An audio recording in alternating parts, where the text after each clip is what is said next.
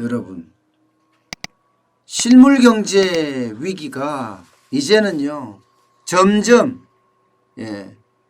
부품업체까지 후방산업에까지 영향을 미치고 있습니다. 타이어 공장이 셧다운할 정도니까요. 금호타이어, 한국타이어 모두 공장 가동을 중단했습니다. 한국타이어는요 대전공장하고 금산공장 전체 라인을 가동 중단했어요. 물론 재고량 조절이 급선무라고 하지만 실제로 수출이 안 되기 때문입니다. 대전공장 이러면 2천만 개 생산하고 금산공장 2천만 개 생산합니다. 그만큼 지금 재고가 쌓여간다는 거예요. 수출이 안 돼서 말입니다. 금호타이어도 마찬가지입니다. 평택, 곡성, 광주 이 세 개 공장 모두 12일에서 15일까지 멈추기로 했습니다. 또 23일에서 25일까지도 추가 휴업을 검토하고 있다고 합니다. 여기는 이 세 공장에서요 연산으로 따져서 300만 개 정도 지금 생산을 하고 있어요. 아울러서요 어제는 제가 기아자동차 소와 1공장, 소와 2공장 이렇게 셧다운을 검토하고 있다고 말씀을 드렸는데 이번에는 현대자동차가 울산 5공장 여기는 이제 미주나 중동으로 수출하는 그런 공장입니다. 여기 가동 중단했습니다. 그만큼 지금요 현장에 있는 실물 경기가 완전히 굉장히 어려워지는 모양새입니다. 잘 생각해 보시자고요. 여기서 우리가 얼마나 앞으로 실물 경제가 어려워질 거냐 하면 그냥 단순하게 예측이 됩니다. 지금 자동차 공장이 계속 문을 닫고 있잖아요. 현대차만 하더라도 뭐 부품 조달이 안 돼서 문을 닫고 이제는 부품 조달이 아니라 수출이 안 돼서 판매 절벽에 내지는 수요 절벽에 문을 닫고 있습니다. 당장 뭐 지금 문 닫은 것만 하더라도 울산 5공장 문 닫았죠. 기아자동차 소와 1, 2공장, 광주 2공장 준비 중이죠. 쌍용차 평택공장 1, 2, 3 라인 순환 휴직을 한다고 이야기해요. 이렇게 되면요. 이게 다가 아니잖아요, 여러분. 지금 자동차만 하더라도 전 세계 공장에서 문을 닫았다 열었다 닫았다 열었다 지금 반복하고 있습니다. 현대차 엘레바마 공장 셧다운 했었죠. 5월 1일까지 연장합니다. 기아차 조지아 공장, 현대차 브라질 공장, 기아차 멕시코 공장 전부 24일까지 문을 닫기로 했습니다. 터키 공장도 20일까지 가동을 재개하고요.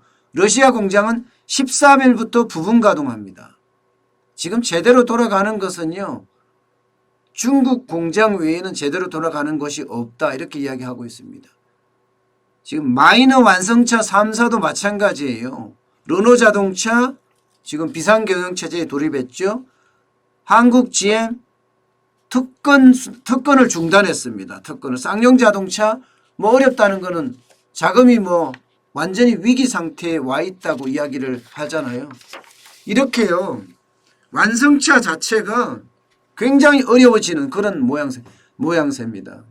자동차는 대한민국 주력 상품입니다. 주력 산업이기도 하고요. 자, 자동차가 이렇게 되면요. 자동차에 들어가는 게 금속들이잖아요.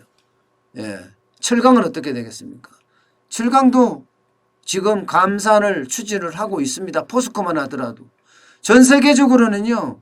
이미 고로를 정지시키고 있어요. 미탈이라는 그룹은요.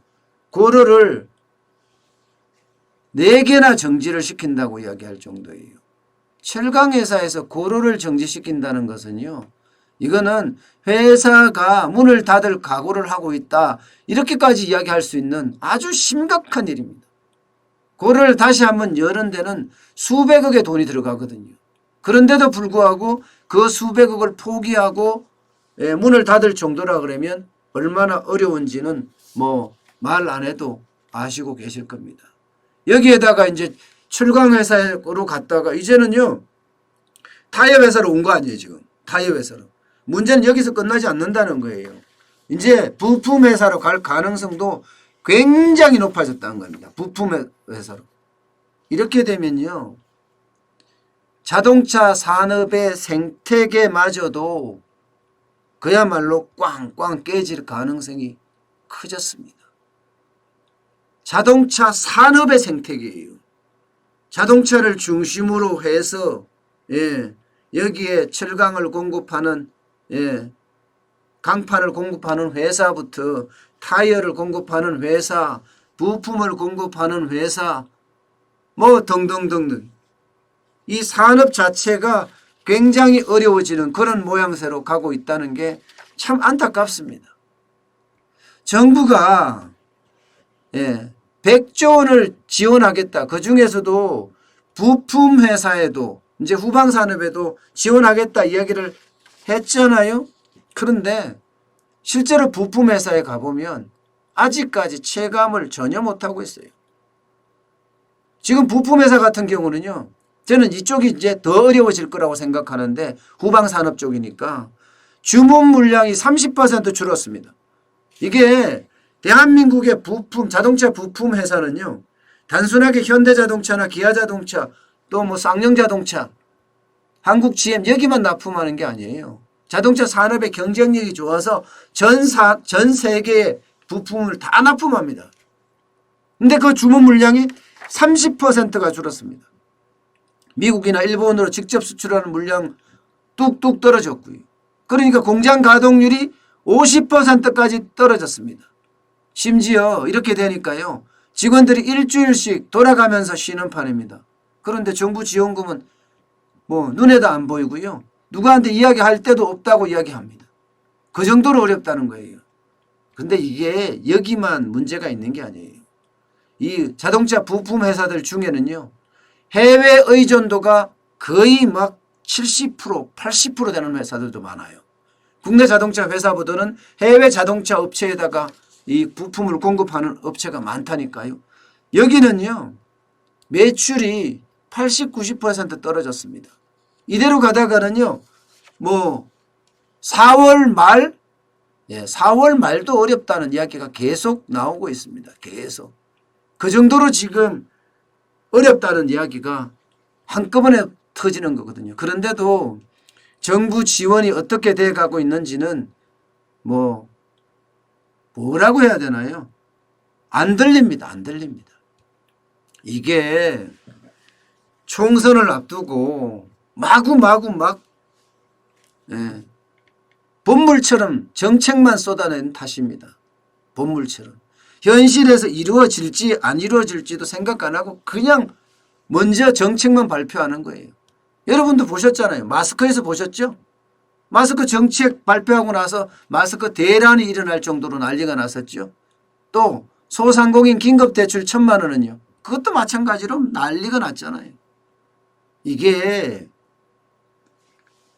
표 한 표 얻으려고 이렇게 난리를 치는 거예요. 표 한 표 얻으려고. 그러니 정책만 미리 장밋빛 전망으로 발표를 하니까 뭐가 크게 되는 것 같아요. 여러분 크게 뭔가 지원이 됩니까? 현장에서는요. 마스크는 이제 와서 조금 안정화 추세로 찾아간다?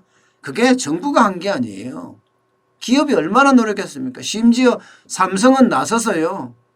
부직포까지 전 세계에서 수입해오는 그런 판국이었습니다. 정부가 도대체 뭘 했는지 잘 모르겠습니다. 저는.